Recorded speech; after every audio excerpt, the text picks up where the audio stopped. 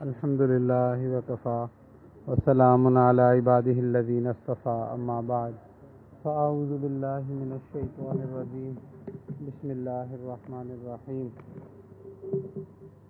واصبروا ان اللہ مع الصابرین سبحان ربک رب العزۃ عما یصفون وسلام علی المرسلین والحمد للہ رب العالمین اللہم صلی علی سیدنا محمد وعلی آل سیدنا محمد وبارک وسلم اللہم صلی علی سیدنا محمد وعلی آل سیدنا محمد وبارک وسلم اللہم صلی علی سیدنا محمد وعلی آل سیدنا محمد وبارک وسلم۔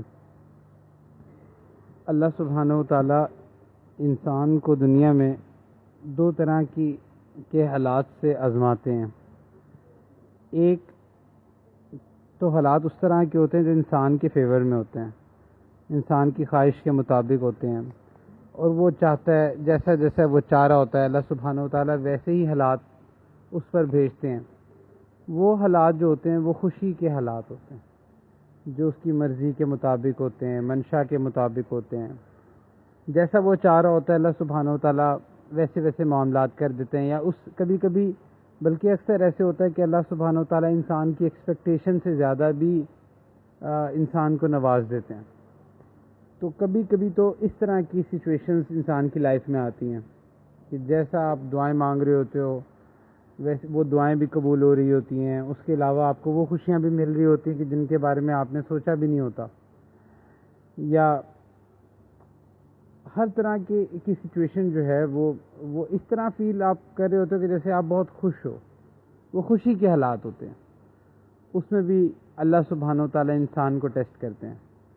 اور جو دوسری قسم ہوتی ہے وہ حالات ہوتے ہیں جو کہ انسان کی اپنی عقل، اس کی سوچ اور اس کی مرضی کے مطابق نہیں ہوتے، جن کو آپ کہہ سکتے ہو کہ انفیوریبل سرکمسٹانسز، جو انسان کی مرضی کے مطابق نہیں ہوتے۔ انسان سوچ کچھ رہا ہوتا ہے، ہو کچھ رہا ہوتا ہے، دعائیں مانگ رہا ہوتا ہے لیکن لگ رہا ہوتا ہے کہ جیسے دعائیں قبول نہیں ہو رہی، کوشش کر رہا ہوتا ہے لگتا ہے جیسے کوشش قبول نہیں ہو رہی ہوتی، یا کبھی ایسا صدمہ آ جاتا ہے، ایسا دکھ آ جاتا ہے کہ جس پہ جو ہے نا اس کو چین نہیں آ رہا ہوتا۔ تو یہ وہ حالات ہوتے ہیں جو کہ انسان کی مرضی کے مطابق نہیں ہوتے اور اس کی مرضی کے مخالف ہوتے ہیں۔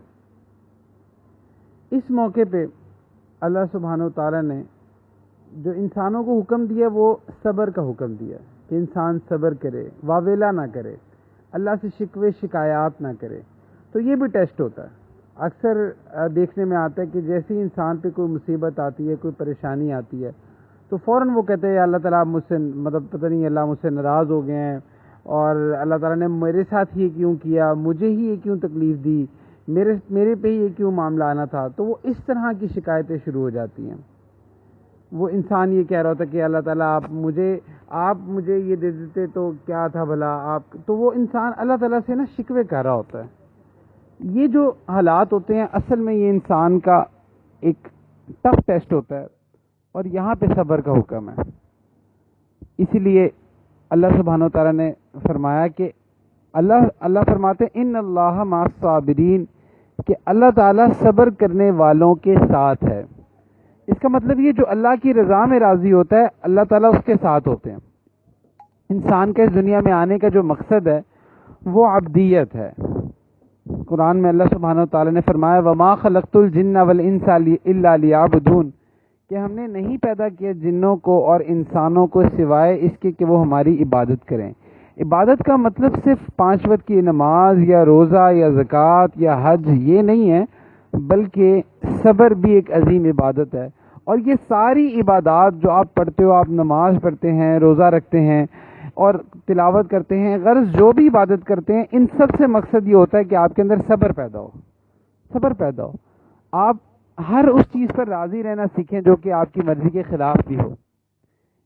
تو عبد ہوتا کیا ہے؟ یہ جو عبادت ہے، عبادت عبد سے نکلا ہے، اور عبد غلام کو کہتے ہیں۔ اور اس کیفیت کو سمجھنے کے لیے ایک حکایت ہے کہ ایک دفعہ ایک شخص ایک غلام کو خرید کے لایا۔ جب اس کو خرید کے لایا تو اس نے اسے پوچھا اچھا بتاؤ تمہارا نام کیا ہے؟ اس نے کہا جس نام سے آپ پکاریں۔ اس نے کہا اچھا تم کھاتے کیا ہو؟ اس نے کہا جو آپ کھلائیں۔ اس نے کہا تم پہنتے کیا ہو؟ اس نے کہا جو آپ پہنائیں. اس نے کہا اچھا تم سو گے کہاں پہ؟ اس نے کہا جہاں آپ سلائیں. غرض کہ وہ جو بھی سوال پوچھتا گیا غلام اس کو اسی طرح ہی جواب دیتا گیا. تو یہ کیفیت ہوتی ہے غلامی کی، اور یہ کیفیت ہوتی ہے عبدیت کی. اللہ سبحانہ وتعالیٰ چاہتے ہیں کہ اللہ کا بندہ اللہ کی رضا میں راضی رہنا سیکھے. تو جو اللہ کی رضا میں راضی رہنا سیکھ جاتا ہے وہی اصل میں یہی صبر ہوتا ہے. اچھا کبھی بھی جو سچویشن آتی ہے نا ہم پہ، کوئی ایسی بری خبر پہنچے یا کوئی ایسا صدمہ پہنچے، تو فوراً جو ہے نا ہمارا جو ریئیکشن ہوتا ہے نا وہ بتاتا ہے کہ ہمارے اندر کتنا صبر ہے. صبر اصل میں ہوتا ہی پہلی خبر پہ ہے، بعد میں تو صبر سب کو ہی آ جاتا ہے. اصل میں تو صبر ہوتا ہے کہ جس وقت آپ کو کوئی ایسی بری خبر پہنچی ہے، جس وقت آپ کو کوئی ایسے حالات پہنچے ہیں جو کہ آپ کی مرضی کے خلاف تھے، اس وقت آپ نے کیسا ریئیکٹ کیا ہے؟ کیا اس وقت آپ نے اللہ سے شکوہ کیا ہے؟ کیا اس وقت آپ کے دل میں تنگی پیدا ہوئی ہے؟ کیا اس وقت جو ہے نا آپ راضی نہیں ہیں؟ تو وہ جو کیفیت ہوتی ہے نا اصل میں جو آپ کی شروع کی ہوتی ہے وہی بتاتی ہے کہ انسان کے اندر صبر کتنا ہے. اور اللہ چاہتے ہیں کہ میرا بندہ اسی موقع پہ صبر کرے. یہ نہیں کہ پہلے ایک دو دن جو ہے نا وہ اللہ سے گلے شکوہ کرتا رہے اور پھر جب دیکھے ہاں میری تو چلنی کوئی نہیں اور پھر جو ہے نا وہ پھر کہ ہاں جی مجھے صبر آ گیا. یہ صبر نہیں ہوتا. اصل میں صبر ہوتا ہے فرسٹ ریئیکشن پہ. جو پہلی خبر آپ تک پہنچتی ہے اس وقت جو سچویشن ہوتی ہے آپ اس وقت جو ریئیکٹ کرتے ہیں وہ صبر ہوتا ہے. وہ بتاتا ہے کہ صبر کیا ہے. حضرت بہلول دانا رحمۃ اللہ علیہ ایک مجذوب گزرے ہیں. ان کا عجیب واقعہ ہے. وہ اپنے دور میں کیا کہا، ایک وقت پہ کہتے تھے کہ یہ سورج میری مرضی سے نکلتا ہے، یہ چاند میری مرضی سے نکلتا ہے اور کائنات میری مرضی سے چلتی ہے. اس طرح کی عجیب باتیں کرتے تھے. تو لوگوں نے کہا حضرت یہ تو کفریہ کلمات ہیں، آپ یہ کیوں کہتے ہیں؟ تو یہ معاملہ اس وقت جو ہے وہ خلیفہ ہارون الرشید کے پاس پہنچایا گیا. تو خلیفہ نے بلایا اور پوچھا کہ بہلول آپ ایسے ہی کہتے ہیں؟ انہوں نے کہا جی میں ایسے ہی کہتا ہوں. تو انہوں نے کہا آپ ایسا کیوں کہتے ہیں؟ انہوں نے کہا کہ بات یہ ہے کہ میں نے اپنی مرضی کو اللہ کی مرضی میں ختم کر دیا. یعنی کہ جو اللہ کی مرضی ہے اب وہی میری مرضی ہے، میری اپنی مرضی کوئی نہیں ہے. اس لیے چونکہ پوری کائنات اللہ کی مرضی سے چلتی ہے، یہ سورج اللہ کی مرضی سے نکلتا ہے، یہ چاند اللہ کی مرضی سے نکلتا ہے، یہ پوری کائنات اللہ کی مرضی سے چلتی ہے. تو چونکہ میں نے اپنی مرضی اللہ کی مرضی کے آگے ختم کر دی ہے اس لیے ایسا ہی ہے گویا یہ میری مرضی سے چل رہا ہے. تو اصل میں انسان اپنی مرضی کو اللہ کے آگے ختم کرے. یہ جو ہماری تصوف اور سلوک کی محنت ہوتی ہے نا، اس میں شیخ سب سے پہلے مرید کے اندر سے اس کی مرضی ختم کرواتے ہیں کہ تمہارے اندر سے اپنی مرضی ختم ہو جائے. اس لیے کہا جاتا ہے، کہتے ہیں کہ جی شیخ کی بات جو ہے نا اس کو سب چیزوں پر اہمیت دو. اصل میں وہ ٹریننگ ہوتی ہے اس چیز کی کہ تم اپنی مرضی ختم کرنا سیکھو، اپنی مرضی چھوڑنا سیکھو. کہ جب تک انسان کو اس چیز کی عادت نہیں پڑتی نا تب تک وہ اللہ کی رضا میں راضی نہیں ہوتا، وہ اب اللہ کے آگے بھی پھر اپنی مرضی نہیں چھوڑتا. تو کبھی کبھی لگتا ہے کہ ساری مشکلات ہماری زندگی میں ہی ہیں، ساری پریشانیاں ہماری زندگی میں ہی ہیں. جس مسئلے کو ہاتھ ڈالتے ہیں لگتا ہے سارے مسئلے ہمارے لیے ہی ہیں. جبکہ آپ حضور صلی اللہ علیہ وسلم کی لائف کو دیکھیں تو ایک حدیث شریف کا مفہوم ہے کہ اللہ کے نبی صلی اللہ علیہ وسلم نے فرمایا کہ دنیا میں سب سے زیادہ انبیاء کو ستایا گیا. مطلب سب سے زیادہ جو مشکلات آئیں وہ انبیاء علیہ السلام پر آئیں. اور پھر فرمایا انبیاء علیہ السلام میں بھی سب سے زیادہ مجھے ستایا گیا. مطلب سب سے زیادہ ٹف ٹائم جو آیا ہے وہ رسول اللہ صلی اللہ علیہ وسلم پر آیا. آپ امیجن کریں کہ چھوٹے تھے، ابھی پیدا نہیں ہوئے تھے تو والد صاحب چلے گئے، پھر تھوڑے سے بڑے ہوئے ماں کا سایہ چھن گیا، پھر اس کے بعد دادا چلے گئے، پھر چچا چلے گئے، جو دا موسٹ بیلوڈ وائف حضرت خدیجہ رضی اللہ عنہا کہ وہ چلی گئیں، ان کا ساتھ چھوٹ گیا. حضور صلی اللہ علیہ وسلم کے تقریباً 7 بچے تھے جس میں سے 6 کو اپنی زندگی میں اپنے ہاتھ سے دفنایا. اللہ اکبر، کوئی شخص تصور بھی نہیں کر سکتا. تو اصل میں یہ رسول اللہ صلی اللہ علیہ وسلم کی لائف سے ہمیں یہ ٹیچنگ ملتی ہے کہ اگر یہ دنیا جو ہے یہ سکھ کی جگہ ہوتی اور یہ دنیا اپنی مرضی کو پورا کرنے کی جگہ ہوتی اور یہ دنیا ایسی ہوتی کہ آپ کہیں کہ اس میں کوئی مصیبت نہ آئے، کوئی پریشانی نہ ہو، کوئی ٹیسٹ نہ ہو، تو پھر تو رسول اللہ صلی اللہ علیہ وآلہ وسلم کی لائف سب سے زیادہ سکون میں ہوتی. مطلب بظاہر آپ اس کو اس طرح دیکھیں تو ان پر کوئی پریشانی، کوئی مصیبت نہ آتی، لیکن ساری مصیبتیں آئی ہیں. جو آپ سوچ سکتے ہیں وہ مصیبتیں، وہ پریشانیاں رسول اللہ صلی اللہ علیہ وآلہ وسلم کی لائف میں آتی ہیں. تو یہ سکھانے کے لیے ہے کہ جب اگر میرا امتی کبھی یہ سوچے کہ میری لائف میں تو اتنی مشکلات ہیں، جبکہ میرے نبی جو ہیں وہ بڑی آرام دہ اور سکون دہ زندگی گزار کے چلے گئے، تو اپنے آپ کو تسلی دے سکتا ہے رسول اللہ صلی اللہ علیہ وآلہ وسلم کی لائف کو دیکھتے ہوئے کہ میری لائف میں تو کوئی پریشانی ہی نہیں ہے. جو رسول اللہ صلی اللہ علیہ وآلہ وسلم کی لائف میں اور جو وہ فیس کر کے چلے گئے، کوئی امتی یہ ایکسکیوز ہی نہیں کر سکتا آپ کہ میرے نبی میرے سے بہت بہتر لائف گزار کے گئے، مطلب ان ٹرمز آف دنیا. تو رسول اللہ صلی اللہ علیہ وآلہ وسلم کی لائف جو تھی وہ اصل میں اس چیز کو سمجھانا تھا کہ دیکھو اللہ کی رضا میں راضی رہنا ہم نے سیکھنا ہے. یہ دنیا میں آنے کا مقصد خواہشات پورا کرنا نہیں ہے. خواہشات پوری کرنے کی جگہ جنت ہے، آخرت ہے. جو شخص یہ سمجھتا ہے کہ دنیا میں اس کی خواہشات پوری ہوں گی تو وہ ہی is living in a fool's paradise. تو وہ یہ دنیا میں خواہشات پوری ہوتی نہیں ایکچولی، اور نہ یہ خواہشات کی جگہ ہے. اگر یہ دنیا میں ہی خواہشات پوری ہونے لگ جائیں تو پھر جنت کے مزے کس چیز کے. تو یہ تھوڑا سا وقت جو ہم اس دنیا میں آئے ہیں یہ خواہشات پوری کرنے نہیں آئے، بلکہ خواہشات کو اللہ کی خواہش کے اندر ختم کرنے آئے ہیں. اپنی خواہشات کو اللہ کی مرضی کے تابع کرنے آئے ہیں. ہمارے عزیز بچھڑ جاتے ہیں، اب ہمیں دکھ ہوتا ہے، دل پہ بوجھ ہوتا ہے، لیکن اس وقت صبر کرنا یہ اس چیز کی نشانی ہوتی ہے کہ ہاں جو آپ ساری زندگی نمازیں پڑھتے رہے، عبادات کرتے رہے، ذکر کرتے رہے اور خود کو مسلمان کہتے رہے، تو ایکچولی یہ پریکٹس ہے. اب شو ہونا ہے کہ ہاں اب آپ نے کیسا صبر کیا. اگر اس وقت آپ صبر کر لیتے ہیں تو اللہ سبحانہ و تعالیٰ صابرین کے، اللہ فرماتے ہیں ان اللہ مع الصابرین، سبحان اللہ، مع الصابرین. اللہ فرماتے ہیں میں صبر کرنے والوں کے ساتھ ہوں، جو صبر کرتا ہے میں اس کے ساتھ ہوں. تو اس لیے صبر، ایک تو صبر ہوتا ہے کہ انسان پر جو مشکل آئے، جو پریشانی آئے وہ اس پر صبر کرے، اس کو اللہ کی طرف سے سمجھے، اور کہ یا اللہ تعالیٰ اگر آپ میرے لیے راضی ہیں نا، اگر آپ میرے سے راضی ہیں تو میں بھی اس میں راضی ہوں. ایک عجیب واقعہ ہے، ایک غالباً کوئی تابعی تھے، انہوں نے ایک عورت کو دیکھا جو کہ زارو قطار رو رہی تھی اور کہہ رہی تھی کہ یا اللہ میں اس حال میں بھی تجھ سے راضی ہوں، میں اس حال میں بھی تجھ سے راضی ہوں. تو وہ کہتے ہیں مجھے بڑی حیرانی ہوئی کہ یہ کیا معاملہ ہے، اس پہ کیا گزری ہے. تو معلوم ہوا کہ اس کے 3 بچے تھے، اس عورت کے تو 3 بچے تھے اور وہ روٹیاں لگا رہی تھی. تو جو اس کا چھوٹا بچہ تھا وہ اس کے پاس بیٹھا تھا، تندور ایک تھا اس کے پاس، روٹیاں لگا رہی تھی. تو جو 2 بڑے بچے تھے وہ آپس میں کھیل رہے تھے.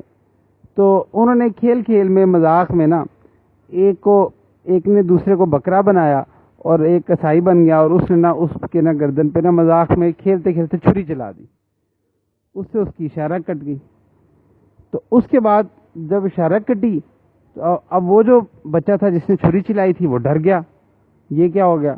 اب ماں اس کو دیکھنے کے لیے بھاگی، اب وہ ڈر کے مارے اوپر بھاگ گیا، چھت پہ بھاگ گیا. ماں اتنے میں اس کو دیکھ رہی تھی کہ اتنے میں اس کی جس کی اشارہ کٹی تھی وہ بچہ فوت ہو گیا. اب جب وہ اوپر گئی اس بچے کے پاس تو وہ بچہ ڈر کے مارے، اس کا کوئی پاؤں پھسلا، وہ چھت سے نیچے گرا، وہ اس وقت گر کے وہ بھی فوت ہو گیا. فوراً اس کو تیسرے بچے کا خیال آیا، اس کے پاس بھاگی تو وہ چھوٹا تھا تو وہ تندور میں گر چکا تھا. تو تینوں بچے اسی وقت مر گئے، اور وہ اس وقت کہہ رہی تھی کہ یا اللہ اگر تو راضی ہے نا تو میں اس حال میں بھی تجھ سے راضی ہوں. عجیب، ہم تو یہ واقعہ پوری طرح سن نہیں سکتے، اور جس پر بیتی ہوگی سبحان اللہ. تو ہمیں اللہ سے عافیت مانگنی چاہیے، لیکن اگر کوئی حال آ جائے تو اس کو اللہ کی طرف منسوب کریں. یہ دنیا سکھ کی جگہ نہیں ہے، یہاں ہر کوئی آپ سے محبت نہیں کرنے آیا. بڑے بڑے جتنے نیک لوگ گزرے آپ ان کی لائف اٹھا کے دیکھ لیں، رسول اللہ صلی اللہ علیہ وآلہ وسلم سے لے کے تمام انبیاء علیہ السلام، پھر صحابہ کی لائف سٹارٹ ہو جائیں، پھر اس کے بعد جتنے ائمہ آئے ان کی لائف کو دیکھیں. ہر ایک کی لائف میں مشکلات آئی ہیں، ہر ایک کی لائف میں مشکلات آئی ہیں. کسی کی لائف ایسی نہیں گزری کہ وہ یہ کہتا ہو کہ میری ہر خواہش پوری ہوئی ہے. بہت ساری ایسی خواہشات ہوتی ہیں انسان کی رہ جاتی ہیں. تو اس چیز کو تسلیم کرنے کا نام صبر ہے. انسان اس چیز پر یقین رکھے کہ ہاں میری دنیا میں کوئی میری مرضی نہیں ہے، میں اس دنیا میں اپنی مرضیات پوری کرنے نہیں آیا. انسان کو جب اس چیز کا یقین آ جاتا ہے تو پھر اس کو صبر کی کیفیت حاصل ہوتی ہے. تو اس لیے جتنی دکھ پریشانیاں انسان کی زندگی میں آتی ہیں، عجیب واقعہ، کل میرے ایک استاد ہیں مفتی سلمان صاحب دامت برکاتہم، ان کے والد صاحب کا انتقال ہوا. تو استاد جی پرسوں یہاں لاہور میں تھے اور تراویحاں پڑھا رہے تھے، تو ان کو پنڈی سے خبر آئی کہ ان کے والد صاحب انتقال فرما گئے ہیں. تو رات کو ہی فوراً نکل پڑے. والد صاحب کا انتقال ہو گیا، دوپہر کو وہاں جنازہ پڑھایا، اور جنازہ پڑھا کر اسی شام کو، اسی رات کو، مطلب کل کی رات، کل لاہور واپس آ چکے تھے کہ تراویحاں نہ جائیں میرے ہاتھ سے، جو میں قرآن پڑھا رہا ہوں وہ میرے ہاتھ سے نہ جائے. عجیب کیفیت تھی کہ ساتھ ساتھ روتے تھے، ساتھ ساتھ تراویحاں پڑھا رہے تھے، صبر کرنے کی کوشش کر رہے ہوتے تھے، اور کہتے تھے میں نے ساری زندگی بڑے بیانات دیے، مفتی بنا، بہت پڑھا، موت کے بارے میں بڑا کچھ پڑھا، صبر کے بارے میں بڑا کچھ پڑھا، لیکن کہتے ہیں کہ یہ جو آج کیفیت میرے پہ آئی ہے، زندگی میں کبھی ایسا دکھ، ایسا صدمہ نہیں آیا. تو یہ اس وقت جو ان کا صبر تھا، اور بار بار کہہ رہے تھے کہ یا اللہ میں تجھ سے راضی ہوں، اللہ میں تجھ سے راضی ہوں. یہ کیفیت آج ہم پہ تھوڑا سا کوئی مسئلہ آ جائے فوراً کہتے ہیں ہمارے ساتھ ہی کیوں ہوا، ہمارے ساتھ ہی ایسا ہونا تھا، ہم ساری زندگی اس کا انتظار کرتے رہے، یہ نہیں ہوا، وہ نہیں ہوا.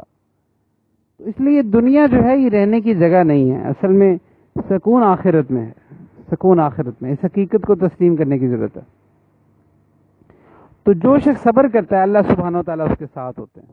اسی طرح آپ کے ساتھ کوئی بندہ برا بہیو کرتا ہے، آپ کے ساتھ کسی نے مس بہیو کیا، آپ کی حق تلفی کی، کسی نے آپ کی غیبت کی، آپ تک پہنچ گئی، کسی نے کوئی آپ کے سے حسد کا شکار ہے، کوئی آپ کے خلاف باتیں کر رہا ہے، اس پر بھی صبر کریں، صبر کریں. حضرت امام ابو حنیفہ رحمۃ اللہ علیہ کا قول ہے کہ جب حضرت امام ابو حنیفہ رحمۃ اللہ علیہ کے والد کا انتقال ہوا تو حضرت کے کچھ حاسدین تھے، ان میں سے ایک حاسد آیا اور اس نے حضرت کی تحقیر کے لیے، حضرت کو بے عزت کرنے کے لیے نا سب کے سامنے ایک بات کہی کہ امام صاحب آپ کے تو والد صاحب کا انتقال ہو گیا ہے، تو آپ اپنی والدہ کا نکاح مجھ سے کروا دیں. تو اس کا مقصد یہ تھا. اب اتنی سخت بات کی، ایک تو پہلے والد کا ایک وہ صدمہ تھا، اور اوپر سے حاسد نے یہ بات کر دی.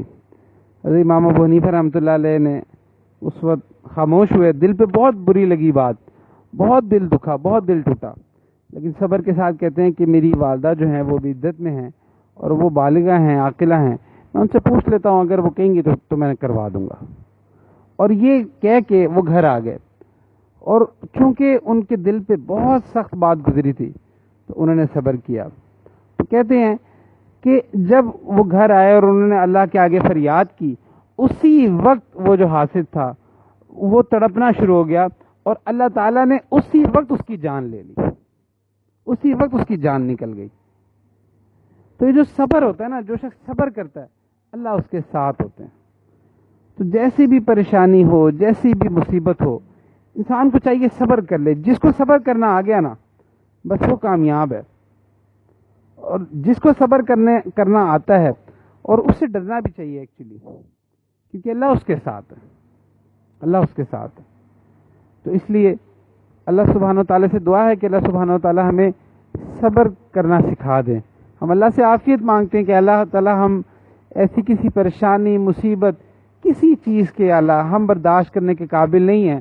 ہم اللہ تعالیٰ سے حالات سے پناہ مانگتے ہیں، لیکن اگر کوئی حال آ جائے تو ہم اللہ سے مانگتے ہیں یا اللہ صبر کا دامن ہمارے ہاتھ سے نہ جائے، ہمیں صبر کرنا اللہ سکھا دیں. تو اس لیے صبر کرنا سیکھا جائے.